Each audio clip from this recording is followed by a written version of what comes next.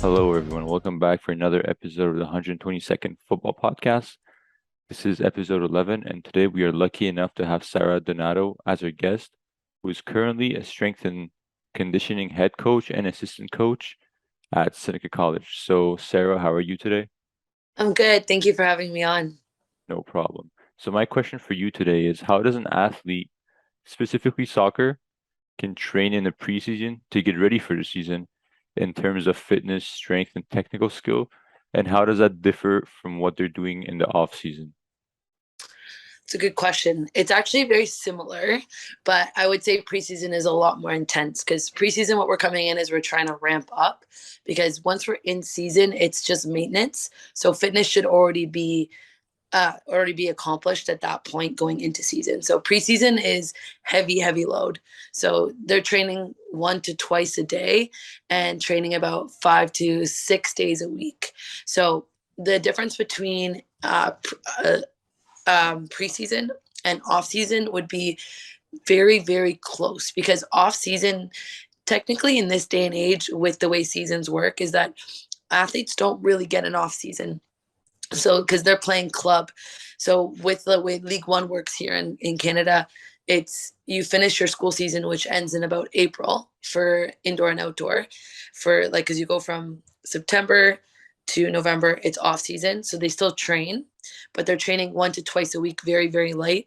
Then you go into January and they go into the indoor season, and they're training 3 4 times a week and competing, and it ends in April. So their off season is probably from April to May or June, and then they start their club.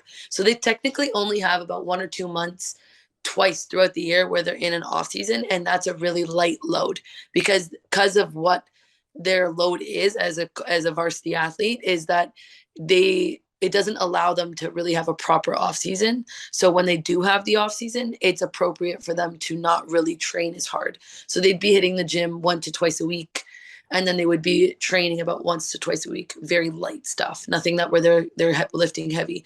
But come preseason, we call this the hypertrophy, where they're really putting on muscle. That is about training 4 times a week minimum, and they're hitting heavy lifts, and they're also on the field for 1 or 2 hours a week, or 1 to 2 hours a day, and they're training lots of sprinting, lots of agility training, and ball work. So it's a lot of load within 1 month of preseason. And then off season, I would say it's a lot lighter, only because of the way that the school system works here in Canada. Otherwise, a true off season would be where you're gaining muscle as well. But because they don't have 4 or 5 months of off season, it doesn't allow them to do what a preseason would do. So preseason and off season is very similar. Does that make sense? Yeah, it does. So basically, off season is usually longer, but because of their schedule, they're kind of doing maintenance and waiting for the preseason to come so they can really overload their body. Exactly. Yeah. Okay. What about like not so much strength and conditioning, but their technical skill, their sports specific stuff? Sports specific stuff, I would say it's a year round project. I don't think any athlete should take any time off of training skill. I think that that's critical. I think that that's what creates a better play in a player. So I think skill work is always necessary. And for me, because I come from a soccer background and I was a player, not just a strength coach, is that I think it's really important that we don't take the ball away from them too much. There's obviously things where there's moments where there needs to be work without the ball because they're sprinting and they need to just learn how to sprint without the ball. But I try to incorporate ball work with almost all of my fitness because the ball is at your foot. That is what the game of soccer is, right? Obviously, there's times where it's not, but a good player can control the ball well. So it's important that they are working on skills year round. Okay, perfect. And would you say in preseason, do you focus more on like doing stuff with the ball in off season, or like is there a balance between? I think off season would be more appropriate to work on like straight skill work, because I think in preseason we're working on getting them fit. So I would say that a lot of the time for the first 3 weeks of preseason is that's probably the one time in season in their soccer playing career where they're really not having the ball with them as much as the rest of the time of the year. So off season would be ball work, because it's an offloading kind of time preseason is a lot more fitness. Okay, and one last question I have for you is, do you think there's enough time in season to improve skills that you need to improve based on your own performance? 100%. 110%. But that being said, I think that it comes with a personal, how bad do you want it kind of mentality. Because I think when you're in season, you can improve because you give 100%.